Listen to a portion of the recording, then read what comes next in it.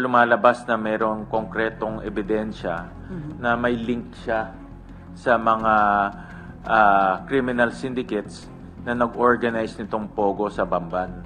At in fact, mayroon ding mga information na siya mismo gumagalaw para magkaroon ng connection sa iba't ibang mga ahensya.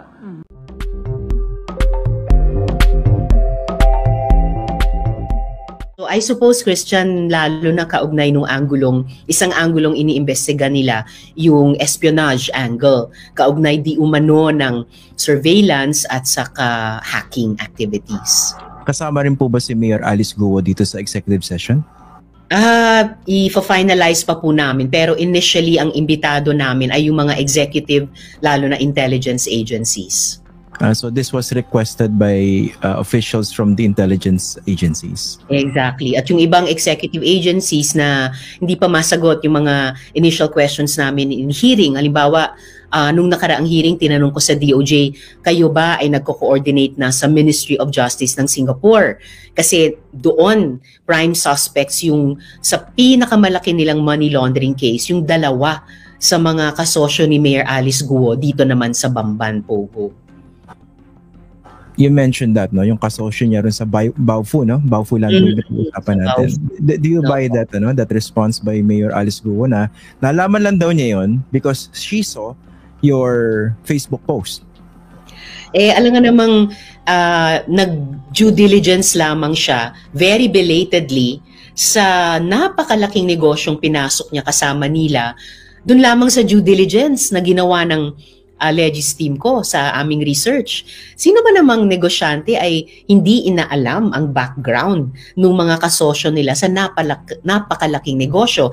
And lalo na dahil facts first tayo, yung pangalan ng dalawang kasosyong iyon na sabi niya, ngayon na lamang niya nalaman, ay yun na nga, prime suspects dyan sa pinakamalaking money laundering case sa Singapore. Itong sina Zhang Ruijin at saka Bao Yinglin. Ang tanging inamin ni Mayor Alice Guo na kilala at kaugnay daw niya dun sa Baofu ay isang nagngangalang Huang Ziyang. Problema, Christian, pati itong Huang Ziyang ay, kumbaga, hindi siya savory character. Siya yung nakatakas nitong huling pangalawang raid ng PAOK dyan sa Bamban, Pogo. Apparently wanted person din siya. Personally, I've been monitoring your hearing, Maganda yung latag, ng mga questions, marami kinakukuha. Pero alam natin consistent din yung sagot ni Mayor Alice Guo. Hindi ko po alam, lumaki po ako sa farm. At may pangatlo, hindi po ako nag-prepare ng birth certificate ko. Kayo bilang senador, don't you feel insulted kung ganyan yung mga sagot dun sa detalyado mga tanong ninyo at ng iba pa mga senador? On the first level, Christian, nakaka-insulto talaga. Kasi kahit sinong reasonableng tao, iisipin, ginagawa ba tayong tanga? Kasi simpleng tanong, dapat simpleng sagot lang. At lahat tayong mga Pilipino, lahat tayong mga tao, kung on the level tayo sa ganyang mga basic facts, kayang-kaya natin at madaling sagutin. But on another level, habang tumatagal yung investigasyon sa kanya at ito nga't papasok na kami sa executive session, she's only digging the hole deeper for herself dahil kahit ganyan yung mga sagot niya na hindi makatotohanan, umiiwas, tapos may contradictory pa sa isa't isa, napapasinungalingan din namin sa aming documentary evidence na natutuklasan. And palagay ko, mas ma-establish pa namin yung incredibility ng ibang mga claims niya dun sa executive session. Okay. Isa-isahin po natin, Do you buy that narrative na pinalabas ni Alice Guo sa kanyang interview sa media na anak po siya ng housemaid at hindi na rin mahanap? Pwede sanang paniwalaan na anak siya ng kasambahay, except that yung pangalang iyon, nung di umanong kasambahay na iyon, Amelia Leal, ay nakalagay hindi lang sa birth certificate ni Mayor Alice Guo bilang kanyang ina, kundi sa birth certificates din ng tatlong natuklasan naming so far mga kapatid niya na una, take note, sabi niya wala siyang kapatid, solong anak daw siya. At dyan sa mga birth certificates na yan, yung Amelia Leal ay nakalistang married dun sa ama niya na si Angelito Guo. So, ano ba talaga ate? Kasambahay ba? Or kasal ba sa ama mo? Tapos lumalabas sa mga dokumento, ina ng hindi lang ikaw bilang unika iha, pero ng 3 mo pang kapatid na hindi mo unang inaamin sa komite. So doon pa lang medyo huli na, no? Kung sinabi niya na huli by her own mouth. Bakit nagkaroon pa ng 2 anak? Yes, or 3 2 yung natuklasan namin, sina Sheila at si Yemen, pero dun sa hearing sabi ng PSA, may pangatlo sila, si Wesley Leal Guo. Pero sa pagkakaalam nyo, so far, no? Totoong tao ba itong mga ito? Kunwari nanay. Well, si nanay ang siguro pinaka-misteryoso dahil sabi ng PSA, wala silang birth certificate ng isang Amelia Leal, wala rin silang birth certificate ng isang Angelito Guo, tapos wala ring marriage certificate sa pagitan ni na Amelia Leal at Angelito Guo. Kung at this time may nagsusurface na ng mga letrato ng di umanong Angelito Guo at may mga letrato ng mga iba pang Leal Guo na sa tingin namin ay malamang mga kapatid ni Mayor Alice Guo. So far, wala pa ni Amelia Leal at baka kaya nanawagan na yung kampo ni Mayor Alice Guo na lumapit na daw, mag-come forward na daw yung, yung kanyang ina. Tignan natin kung merong mang lumapit, kung mapapatunayan siya talaga si Amelia Leal at ina ni Mayor Alice Guo at kung mapapaklaro niya or mapapalabo lamang ng dagdag pa itong investigasyon. Hindi naman kaya kasama sa script po ito kasi isa sa mga iniwasan natin to baka humahabi sila ng isang telenovela para ma-distract yung mga tao dun sa tunay na punto, di ba? Correct. Well, pero kung merong lumapit man na magsasabing ako si Amelia Leal at ito yung anak ko, di maitatanong din namin siya dahil ang investigasyon ay para klaruhin itong maraming issue na nakabalat sa Pogo at mga dagdag na issue na lumitaw, particular dito sa Pogo Hub sa Bamban kung saan mayor si Alice Guo. Ipapatawag niyo rin po ba yung sinasabi niyang tatay niya at saka yung mga kapatid niya?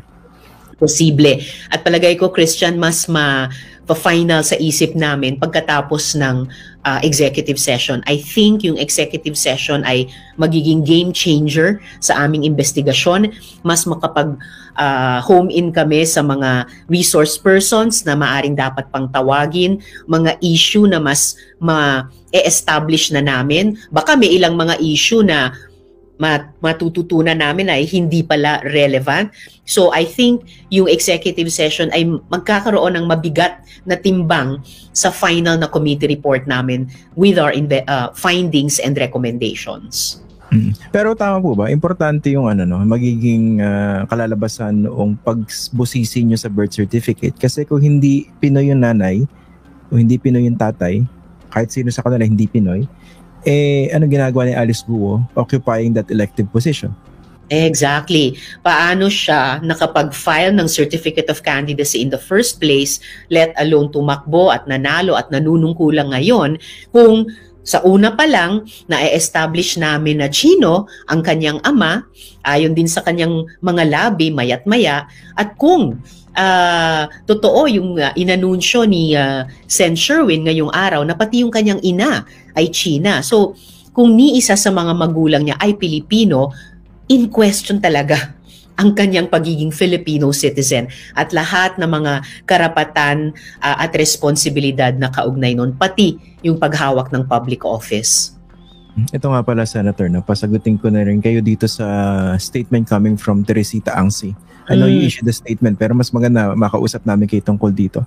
Sinasabi niya nagmumukhang witch hunt itong investigation ninyo at hindi daw dapat sumentro doon sa pagkatao, personal life ni Mayor Alice Guo. Well, nakakalungkot yung statement na yan pero sa totoo lang, kaya lang naman nagsentro din sa mga tanong tungkol sa pagkatao at identity at link sa Pogo at link sa criminal connections at link sa wealth ni Mayor Alice Guo ay dahil mali-mali paiba-iba at hindi makatotohanan ang lumabas sa kanyang sariling mga labi. Kaya't kailangan i-cross-examine sa mga dapat na katotohanan na iyan. And definitely, itong aming investigasyon tulad sa mga Senate inquiries in aid of legislation ay hindi witch hunt o tungkol sa politika. Ito ay tungkol talaga sa kung gaano ba kahigpit o luwag ang regulatory framework natin sa POGO bilang isang business model. Ito ay talagang totoo o tungkol sa public accountability naming mga nagtatrabaho sa gobyerno, mambabatas man o local chief executive. Ito ay tungkol sa karapatan at welfare ng mga kababaihan, menor de edad, pati mga dayuhan na binibiktima sa human trafficking at crypto scamming. At partikular dito sa Bamban, maaring ito ay tungkol talaga sa national security. Kung mapatunayan namin na mayroong pag-surveil sa Philippine government communications mula sa Bamban, o kung mapatunayan namin na yung ilan sa mga hacking operations laban sa Philippine government websites ay nag-emanate sa Bamban. So, these are what this investigation is all about. Mga public goods na ito at hindi yung mga sinasabi lamang na mga dahilan. And since you're also investigating yung POGOs as a whole, no? Yes. Marami nagko-call ng attention ko, and I think pati kayo, pati si Senator Sherwin, alam ko, kino-call out online, no? Will you also cover other POGO hubs? In particular, itong binabanggit sa Cavite, yung dating Island Cove. Opo. Well, dahil lumitaw yung national security angle dito sa Bamban POGO Hub, kung saan mukhang kasangkot talaga si Mayor Alice Guo. Alam ko may umiikot online, pinapadala din sa amin mga tanong, mga impormasyon tungkol sa ibang mga lokalidad na mayroong ganyang mga tanong din yung ating mga kababayan o netizens. At kapag lumabas din sa aming executive session or huling hearing o huling mga hearing yung ibang mga lokalidad, very possible na itanong din ng aming komite. Basta't para sa akin, first priority, sisirin namin itong mukhang palalim ng palalim na POGO fenomeno na nakabalot sa Bamban at Mayor Alice Guo, at kung may lumabas na mas malalawak na implikasyon pati sa ibang mga lugar, at the least we could probably ask the questions o isama sa rekomendasyon ng aming committee report ang pag-alam din sa buong bansa. Okay. Puntahan natin yung yaman ni Mayor Alice Guo. Yes. Nakakalula. Nakakalula. May McLaren pero sabi niya pinahiram lang sa kanya. Una-una isa-isa. Hindi niya maalala yung pangalan nung nagpahiram. Hello. Correct. Magkano yung kotse? 33 million pesos pa? Million. At sa taxes lang, 15, 18 million. Tapos hindi maalala yung pangalan nung nagpahiram ng ganung kamahal na kotse. Come on. Okay. Doon muna tayo sa yaman, no? Kasi parang lumalabas dito napakayaman niya. Meron silang malawak na lupain na ngayon ay tinayuan nitong POGO Hub, no? Na-establish na po ba? Or at least anong idea nyo? Paano nagkaroon siya ng ganito kalaking yaman? Hanggang ngayon, hindi pa namin talaga ma-trace yung money trail. Kasi kung ang yaman niya nung private citizen at businesswoman pa lamang siya ay yung mga babuyan, embroidery, siopaw, bulilit, pero meron ding smelting at may West Cars, hindi yan maliliit na negosyo. Pero kahit pagsama-samahin mo, batay din sa mga financial documents ng ilan sa mga ito over a few years, hindi makaiipon ng ganyang kalaki para magpasok ng ganyang kalaking pera sa isang POGO Hub, ni magpatakbo o tumakbo sa isang eleksyon. Kung sabi naman niya ang kanyang equity dyan sa Zunyuan ay yung halos 8 hektarya ng lupa na dahan-dahan daw niya binili over time sa samut-saring mga private owners. Pero hindi niya masabi magkano yung upa na unang ibinabayad sa kanya. Hindi niya masabi kung ano yung halaga nun sa kabuoang worth ng Zunyuan na yan. Hindi talaga kapani-paniwala. Tapos, paulit-ulit ini-insist niya na ordinaryong tao lamang siya. Pero yung sa kanyang salin na umaabot na hundreds of millions of pesos ang kanyang worth na hindi pa rin maipaliwanag paano lumaki mula sa 2022 salin hanggang sa 2023 salin at may mga discrepancies pa sa pagitan ng dalawang salin na isinumite niya just one day apart noong 2022 na yung una may nakalistang 10 mga lupain, sa pangalawa 3 na lamang. So paano nag-disappear yung 7? Sa unang salin noong 2022, may nakalista siyang mga negosyo. Sa pangalawang 2022 salin, wala na, not applicable daw yung puntong iyon. Tapos bukod sa hiniram na McLaren, meron siyang 16 na mga sasakyan na nakapangalan talaga sa kanya na yung iba doon ay mga luxury vehicles. Plus, speaking of luxury vehicles, meron siyang chopper na ngayon daw ay in the process siya ng pagbebenta. Pero paano siya nakabili nun in the first place? So, dami talagang misteryong nakakabit sa personahe ni Mayor Alice Guo. Di ba yung sa chopper, sinasabi niya 6 months to pay. Mm-hmm. And then parang hindi niya maalala kung sino yung kadil niya. I mean, I know, what does it say? I know, I mean, these are simple questions. So kung on the level ka, ang dali mo namang sagutin eh. Pero parang halos kailangan kong kalad ka rin mula sa loob niya para lang sabihin niya. At yung iba pa ay alam na namin, pinapa-confirm ko lang sa kanya, aaminin lang niya pag hinarap na talaga sa mukha niya yung ebidensya o yung dokumento. So, hindi talaga nag-i-inspire ng confidence na, alam mo yon na honest broker siya at the table, na humaharap siya sa amin na may intensyon sabihin ang buong katotohanan. Which, by the way, yung oath na kinuha niya nung una siyang humarap sa amin. Hindi ba siya kasi 'di ba at the end of the investigation maglalabas kayo ng committee report and you can include the recommendations for possible prosecution.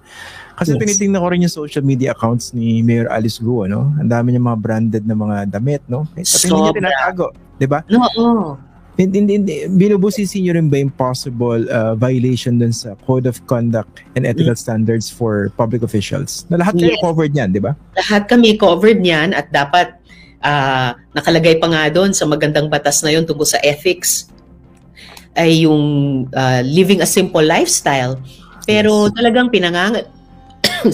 pinangangalandakan niya sa kanyang social media posts yon yung mga damit, bag, alahas, bukod pa sa ibang pinag-usapan na natin, yung medyo na lifestyle, no? Medyo ostentatious at conspicuous na lifestyle. So yes, ngayon pa lang, isa yon sa pinag-iisipan, hindi lamang sa mga legal na nasa opisina ko, pero naririnig ko rin sa mga executive agencies naman na posibleng investigahan din.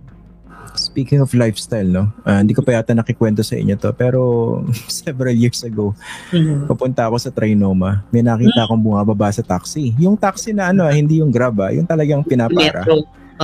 Kilala niyo ba kung sino nakita ko? Don't tell me, Mayor Alice Guo. Hindi, Risa Oliveros. Kasama yung anak. Dalawang anak yan. Binayaran ko yung driver na yun, ha? Hindi, nakita ko nagbabayad. Sabi ko. Opo.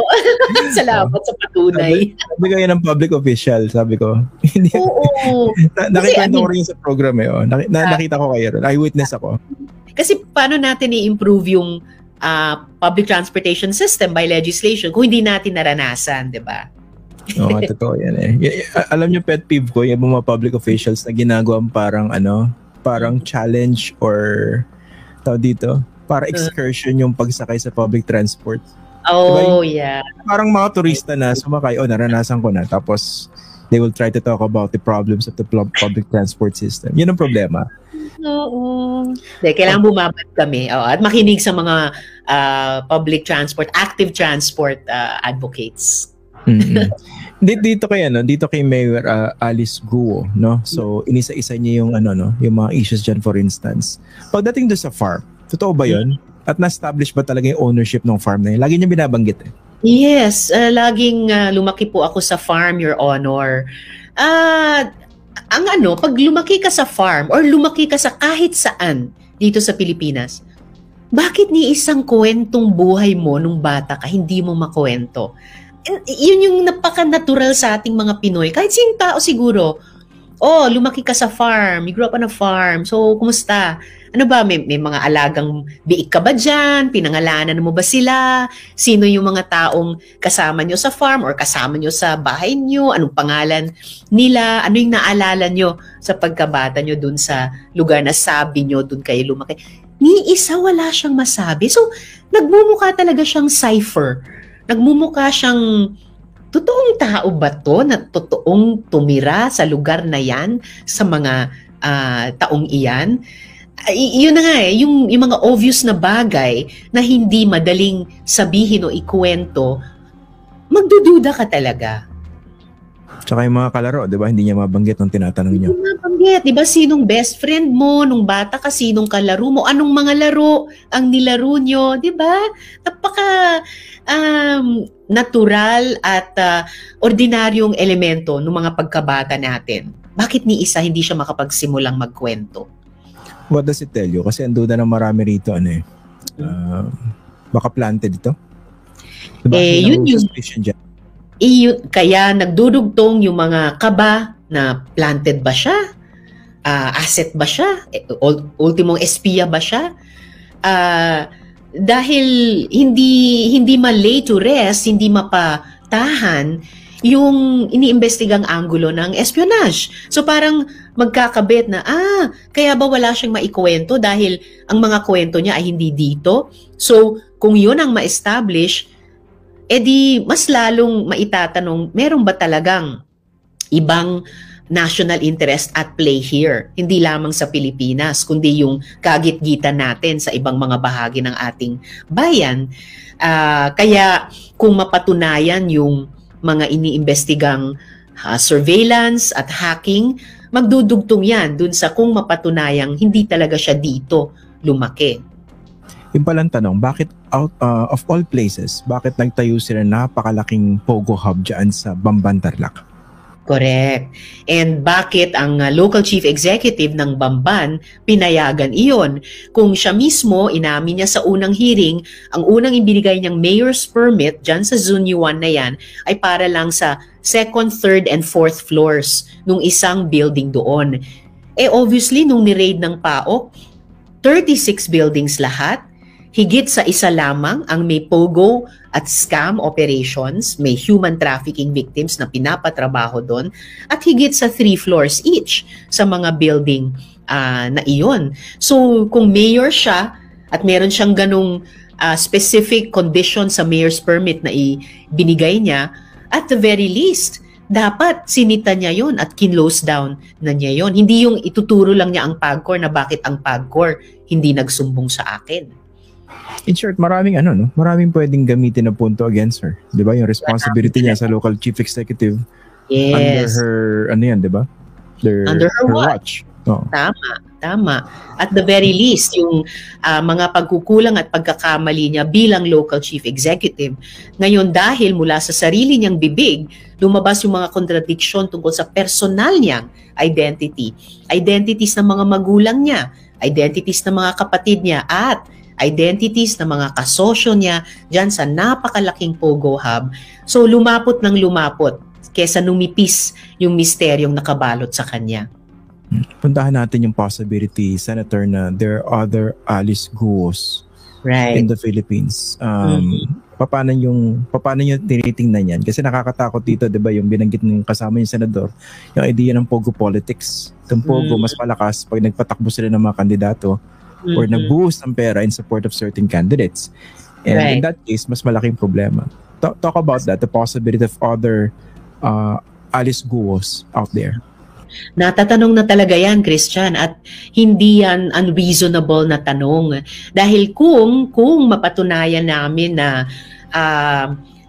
pinlano talaga itong pagpasok niya, hindi lamang sa negosyo, sa Bamban, kundi sa local politics, at na ito'y hindi isang Pilipinong proyekto, pero proyekto ng ibang actors sa labas ng ating bansa. Anong layunin nun? At kung nagawa nila ito sa kaso niya, posibleng may iba pa ba sa iba pang bahagi ng ating bansa? At dahil napatunayan nila na kaya nilang gawin yon at the local government level, kung mapruwebahan namin yun, edi baka ma-embolden sila to try for higher and higher positions. And again, Christian, hindi ito unreasonable na pagtatanong dahil mayroon ng ganyang mga modus, in particular, ang China sa ibang mga bansa, sa ating rehiyon at sa labas pa. Di umano, meron silang ganitong modus sa ibang mga Southeast Asian countries. Ngayon, sa Australia, may ini-investigate na member of parliament sila doon na meron siyang sounds familiar na mga sagot sa mga tanong niya na I don't recall. Di umano, may ganitong modus din ang China sa ilang mga bansa sa Africa. So, kumbaga, if ever mapatunayan namin na ganito ang naging track ni Mayor Alice Guo na ipinasok talaga siya dyan sa Bamban para bigyang daan itong napakalaking Pogo Hub at para maging cover ito hindi lamang sa human trafficking at crypto scamming, which are bad enough, pero para maging cover ng money laundering at posibleng espionage on behalf ng ibang bansa. Diba? Hindi ito magiging first time na matuklasan ito ng sangkatauhan. And tayo bilang isang sambayanan, kailangan nating respondehan yan ng effectively alang-alang sa ating national interest. Alam ko busy kayo, Senator, pero mga konting-konti na lang, no? Opo. Yung let's address the elephant in the room. I know you have been investigating this Pogo since the previous administration. Opo. Sa pagbasa niyo sa mga nangyari based on all the information that you have, bakit ba tumindi yung Pogo operations dito? Bakit mas parang naging brazen sila, very emboldened? Bakit lumago? Lumago talaga dahil naging de facto policy ni Duterte. Binuksan niya wide ang mga pinto natin, pati yung ating mga ports of entry na dapat under watch at may jurisdiction ang Bureau of Immigration. Hinayaan sa kanyang de facto policy na kasangkapanin yung mga travel and entry documents tulad ng visa upon arrival na nakita natin nung maraming buwan ng investigasyon sa Pastilla scam. At meron siyang mga kasabwat at kasosyo dyan, pati sa foreign private sector. So hanggang ngayon, napakatinding sakit ng ulo sa atin ang Pogo. Nagsimula sa Pogo-related prostitution hanggang illegal recruitment and detention ng mga foreign nationals dito, hanggang nga sa Pastilla scam, hanggang human trafficking, crypto scamming, ngayon money laundering at posibleng espionage. So, naging de facto policy kasi ito, kaya kumbaga nabuksan ng floodgates sa de facto program on the ground nitong mga Pogos. At ngayon, humaharap tayo sa napaka-malign na mga epekto nito at kinakailangan talaga na aksyonan ito ng lahat ng sektor, lalong-lalo na ng gobyerno. Kami sa legislature, ginagawa namin ang aming tungkulin sa pamamagitan nitong investigasyon. Minsan sa pamamagitan ni Sen. Sherwin, nung chair siya ng Senate Committee on Economic Affairs, nakapaglabas na kami ng committee report. Karamihan naming mga miyembro ng kanyang komite noon ay pumirma sa committee report na yan na pinapaalis na ang Pogo sa loob ng 3 buwan. So kumbaga, minsan nang nagsalita ang Senate, sense of the Senate laban sa Pogos. Ilang beses na rin akong nanawagan, Christian, kay Presidente mismo na kung kulang sa bilis ang aksyon namin sa lehislatura, pwedeng umaksyon ang executive. Sabihin lang ni Presidente, tulad ni Duterte noon, kung si Duterte noon, open doors to Pogo, kung sabihin ni Presidente ngayon, tigil na ang Pogo, paalisin na yan dito, pwedeng magsimulang mangyari na yan eh. So, anong iniintay natin? Anong iniintay ng gobyerno? Yeah, precisely. Pero given how big these Pogo operations have become, ano sa tingin niyo yung realities? How likely would they be stopped or banned? Well, mukhang pahirapan pa rin. At dahil pahirapan pa rin at hindi natin alam kung sooner rather than later ito maa-action decisively, conclusively, ibig sabihin lalong dapat hindi kami mag-let up dito sa Senado at iba pang mga institusyon at iba pang mga sektor na manawagan talaga itigil na ang POGO para makafocus na tayo sa ayos ng maraming at malalaking at mukhang malalim at malawak na gulo na dulot nito sa ating bayan. Pero dyan sa Senado, ano po ba yung sense na nakukuha nyo? Majority ba would support banning POGOs? Kasi sa previous interview ko with Professor Shelo Magno, she appeared in one of your hearings ni Senator Sherwin under the previous administration and explained niya yung cost-benefit ng POGO. And the hamak, obvious naman, di ba? Mas malaki yung risk tsaka yung mga gulo na nakikreate nito kaysa rin sa supposed economic benefits. Pero isa raw sa mga hindi convinced doon, yung Senate President nyo ngayon, si Jesus Cordero. Paano yun? Ano yung nakukuha yung sense among your colleagues? Well, ang sense ko ay kaming mga pumirma at naninindigan sa committee report noon ay ganun pa rin ang paninindigan laban sa POGO. At sang-ayon talaga ako kay Professor Shelo na kahit yung mga di umanong magiging benefits ay lahat mga pangakong napako at ang laki pa rin ng utang ng mga POGOs sa gobyerno in terms of taxes. Tapos yun na nga, ang daming social, economic at ngayon nasisilip natin political costs, ills na dulot ng POGO sa atin. Kahit pa merong pinakamataas na liderato namin sa Senado na sa tingin ng iba ay hindi bibigyang daan ito. Pero lahat naman po ay collegial at lalo na siya, lalo na kung mananatiling malakas yung aming committee system. So nakapanganak na ng ganyang committee report noon.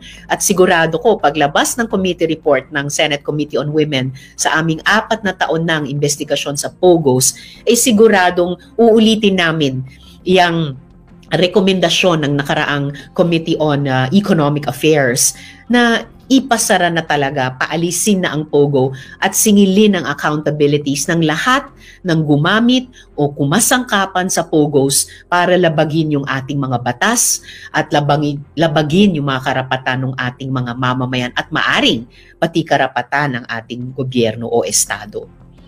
Lastly, Senator Risa, yung isa sa mga kinababahala natin dito, maraming Pilipino, yung Manchurian candidates. Opo. Ano bang nakikita nyo ano? Kasi nga, yung huling administrasyon natin, sobrang sip-sip sa China. Sobra. Tapos ngayon, may mga nadidinig tayo mga politiko, kasi mga colleagues nyo rin, no? Parang pinagtatanggol yung interest ng China. Hindi pa natin alam yung scope or scale niyan sa local level. Pero from a policy perspective, ano ba mga pwedeng gawin para at least mas mapahirapan yung idea na baka magkaroon na naman magkaroon ng Manchurian candidate sa 2025 or worse sa 2028. Well, na naman are the correct words dahil posible talaga na nagkaroon na at nagtagumpay na ang ilang mga Manchurian candidates nung nakaraang mga eleksyon, lalo na't nakita natin yung isang posibleng pruweba, yung masyadong pagiging halos solong nakatuon lang sa Beijing ang foreign policy nung administrasyon ni Duterte at mabuti na lang mas pinipihit na natin ngayon ng lehislatura at in fairness ng executive sa mas malawak na hanay ng mga bansa sa buong mundo. Kung may mga kasama ako na sa tingin ninyo or ng publiko ay dinedepensahan ang China, I would put that down to mga policy differences talaga namin, policy debates. Gayong ang Senado, ang treaty-making body ng Pilipinas. Pero nananatiling si Presidente ang chief architect of foreign policy. Pero ulit, kaya importante kung anumang opinion o payo ang maibibigay ng Senado as a whole, lalo na ng majority dahil sila yung pinakikinggan niya. Pero mananatili din kami sa minority, yung aking minority leader na si Sen Coco Pimentel, mag-raise at pati ako mag-raise ng critical viewpoints tungkol dyan sa pinapakita ng China laban sa atin, pati dito sa POGO front. So on the policy front, in particular, sa mga bills namin, halimbawa itong kasunod ng ito yung at bar ngayon, yung Philippine Maritime Zones, napaka-importanteng napaka-importanting companion measure sa isang kapapasa din lamang namin para bigyan ng ngipin sa batas yung ating tagumpay noong 2016 sa United Nations Convention on the Law of the Sea sa The Hague.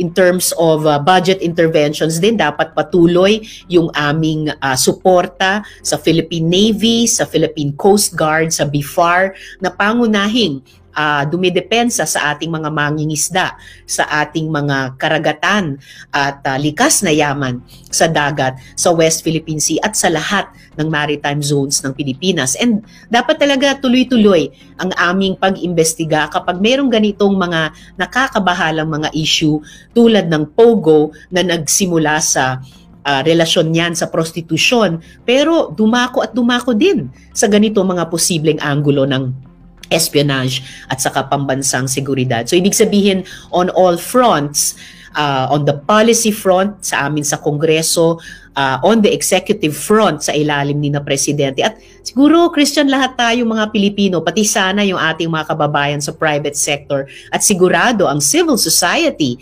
isang pangunahing halimbawa dyan yung atin ito, kababalik lang sa kanilang pangalawang civilian convoy dun naman sa Baho de Masinloc at ngayon may nilunsad na bagong kampanya na Adopt a Payaw na talagang suporta sa ating Pilipino mangisda. Huwag lang tayong mag-let up. Dahil sa harap ng ganitong mga social at geopolitical na mga problema, talagang kailangan lalong palakasin ang pagkakaisa natin para naman itaguyod ang interes ng bawat Pilipino at ang pambansang interes ni Inang Bayan. Okay, on that note, maraming salamat po, Senator Risa Ontiveros, for joining us today or tonight dito po sa Facts You're News. welcome. Maraming salamat po. Ingat. Yeah, ingat din po. Thank you.